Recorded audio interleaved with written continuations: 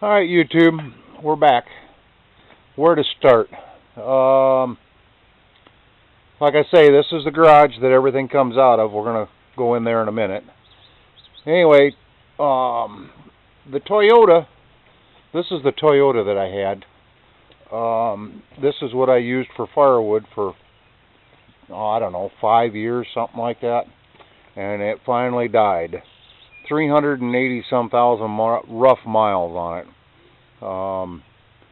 The box that was on it on the back, that's the tailgate to our trailer, but the box that was on that is now on this. And I traded that tractor and a little bit of cash for, that's the body that goes on this machine that I got. It's called a TerraJet. It's manufactured way back in the 70s. It's four-wheel drive, and it runs on normally had a 16 horse 2-cycle Kohler engine in it. And when I got it, it had an 8 horse, and the 8 horse didn't have enough horsepower. So we're in the process of redoing it. And then when I get done showing you that, I'm going to show you a wood furnace, outside wood boilers that we build. My son's got one, I got one, but that's part of it. And I'll explain that when we get inside. If you notice the PEX tubing, that's how that piece right there, the red, that's the PEX tubing. That plastic isn't part of it. But the PEX tubing is what we use on that to hook it up to the furnace. But I'll get to that in a little bit. Let's go in here. Now it's a mess because it's full of stuff, projects right now. But anyway, this is the TerraJet. Alright, I got parts laying all over on it. I mean, I got the gas tanks hanging up there, the mufflers there. I put and took the 8 horse, which is, I don't know if you can see it, yeah, that one there. That's the 8 horse that was in it. And that one there is a 16 horse that I had. So I took the 8 horse out and I modified the motor mounts, and I put the 16 horse in there. But I got to wait until payday because I got to get a new carburetor for it. And then there's a chain drive that goes to the front to make the four-wheel drive work, which is down in that track right there. And that chain has got an idler on it that is broke, and I got to get a new idler. About $100 more and I'll have it running. The tires are like brand new. I mean, this thing, it would run with the 8 horse, but it just didn't have enough power to pull what I want to pull. It's a rough ride. There's no suspension. I got a rack on the front, a rack on the back that goes, as you can see, this one here. And my generator, where is it here? I gotta get turned around here. That's my generator. That's a 4,000 watt generator. I've had that for about 3 or 4 years. That's our backup for when the electricity goes out. That goes on the back of this, and then I got a coil. It looks like a, what do you want to call it? A rim off of a car, and that's what I put the drop cord on. That's going to go on this, and this is what I'm going to take in the timber, and I'm going to pull my trailer with this. And I'm hoping, well, with what I've done so far, when I had the 8 horse on there, this thing will run over just about anything, and it floats. I've drove through the timber over here at the house.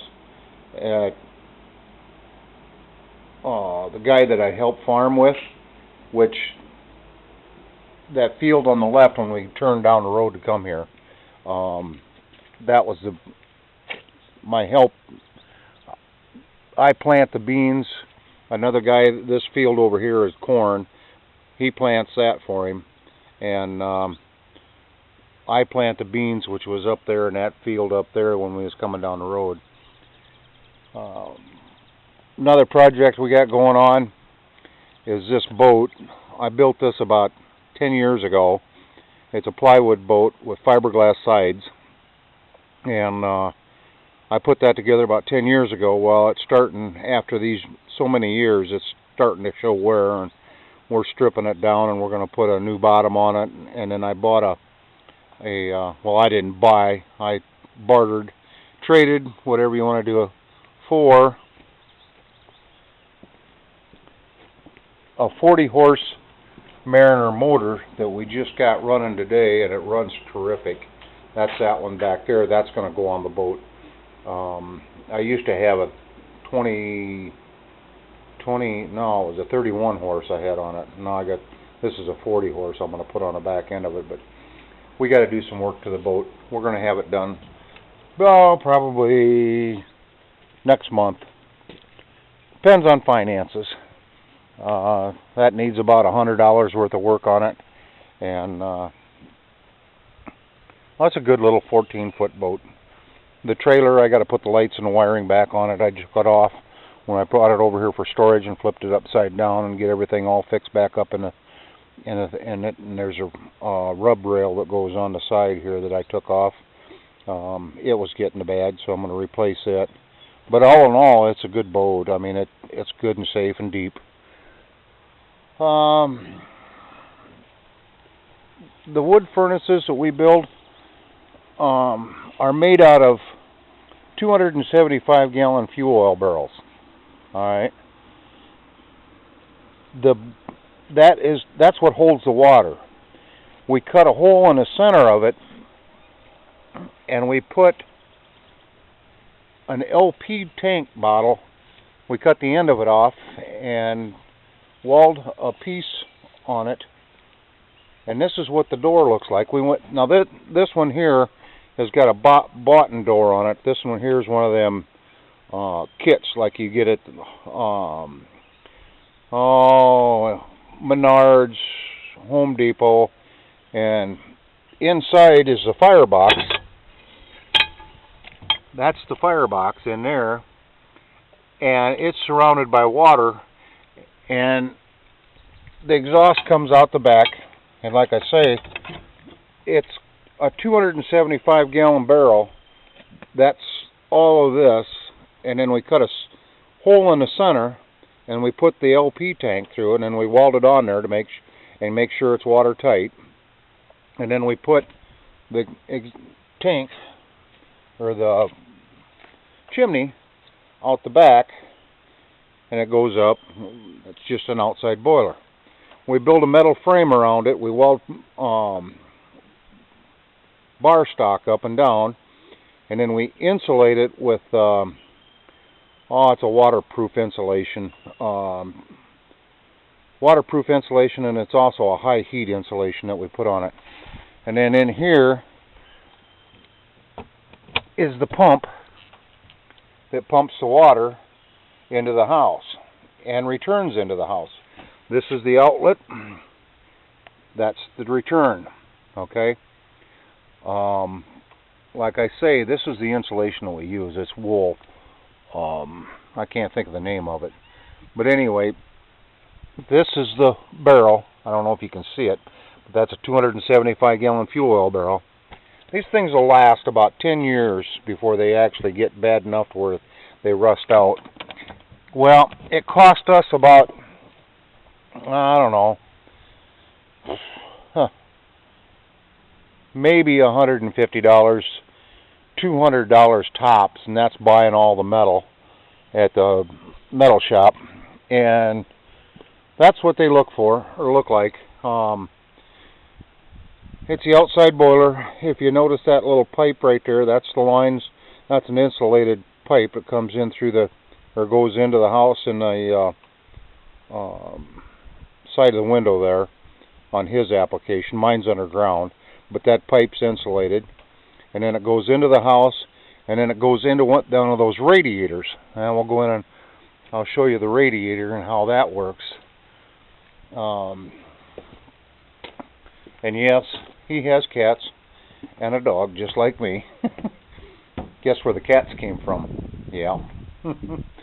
Anyway, we'll go in here and I'll show you the box fan. Okay? This is the register. Now on the back side of that, I'd take this all off and show you if he was here, but he's not here. He just left one into town. But anyway, there's a radiator, a car radiator, just like that one that I showed you up there at the building, at the garage, and behind it is a small box fan, and that blows the air through the radiator and out into the house, and that's what heats his house here. I got the same thing that I had up there in the trailer. I tore it apart and moved it down to the A-frame, but it didn't have enough heat to keep up with everything, so I went to a forced air furnace on it, and that was a little better, but not much. That A-frame is terrible to heat. But anyway, this is our system. Like I said, there was a lot of stuff to go through that comes out of this garage. We've had, I don't know how many chances to sell them wood furnaces, outside wood furnaces, but I built one for a friend, and that was all I've done. The rest of the other three that we built, one's here, one's over at my house, and the other one I tore apart and put in the basement of the A-frame. But that's how we heat our houses in the wintertime. That's all we have for heat. I don't have any backup, but my son has backup LP. He's got kids, and if they have to go away or something, they'll let this go out. But this will burn. You only have to fill it twice a day, once in the morning and once at night, and that keeps the house 80, 85. It's hot. Some people think that's too warm, but that's what we got for heat. Like I say, the garage is where everything comes out of. I mean, we got projects all the time. Wherever we can save $1, we save $1. I probably built that boat. Oh, I don't remember. I bought $300 worth in that boat. And we've used it for, like I say, 10 years, and this is the first year that we've had to do any work to it. This Dodge truck here is my granddaughter's boyfriend's. He wants a clutch put in it, but he hasn't showed up with that yet. My welder, I have a wire feed. That's at Hobart over there. But about 2 years ago, the wire feed went out of it, and we put a new one in it. Well, it quit working, so we was without a welder, and that put a halt on our projects. Pretty much everything we do has to have a welder. Craigslist, $50, and it works great. I can't believe how good it works. I mean, that's an old one. That's back from the 70s or early 80s welders, and 100 amp, 180 amp AC welder, and